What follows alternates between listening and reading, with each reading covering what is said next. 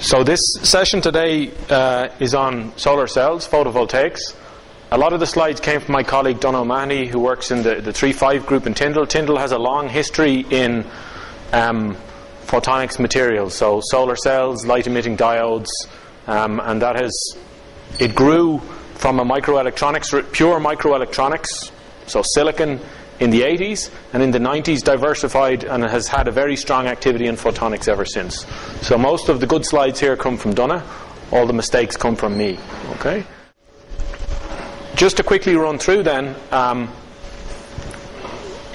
this is the sunlight at the top of the atmosphere here in yellow, and you lose some due to absorption from water and other materials, and the red is what we see all the way down.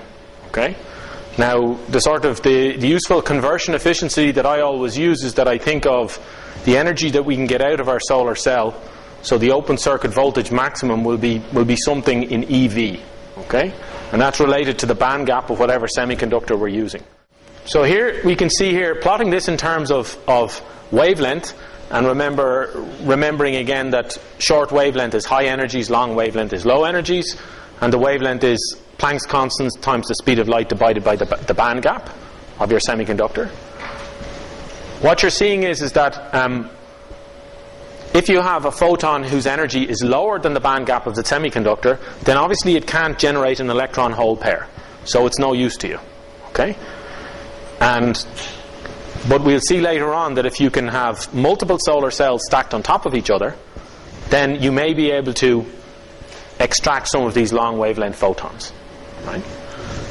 And if we were using just a very simple picture of everything above the band gap energy, photons with energies higher than the band gap energy will all be absorbed, then we're saying life would be great.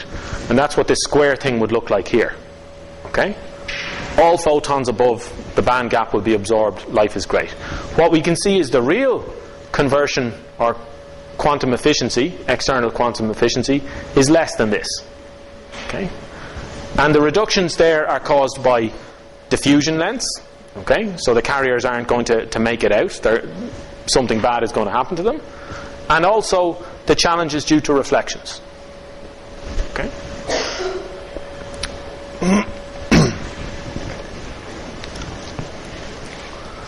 So we're defining our quantum efficiency there, as I should have said, as the number of electrons, number of charge carriers generated, right, versus the number of incident photons.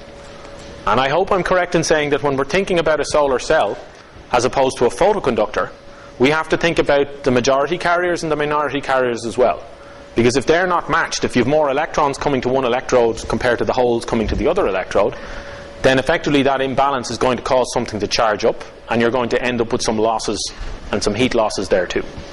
Okay. Right. So,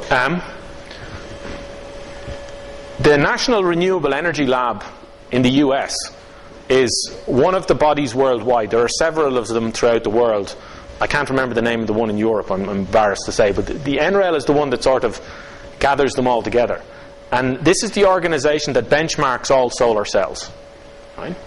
And what they do is that if a group reports an efficiency in a lab and says we have achieved this conversion efficiency, okay, electrons out per photons in, then what they can do is they can send one of their cells to one of these approved laboratories who have the proper solar cell measuring equipment, and who can say this is what the actual efficiency is.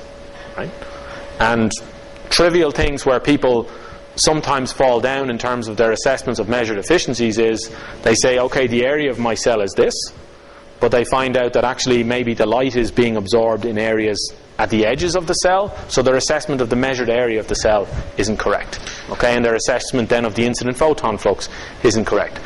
But everything that you see on this table here will have been certified by NREL. Okay?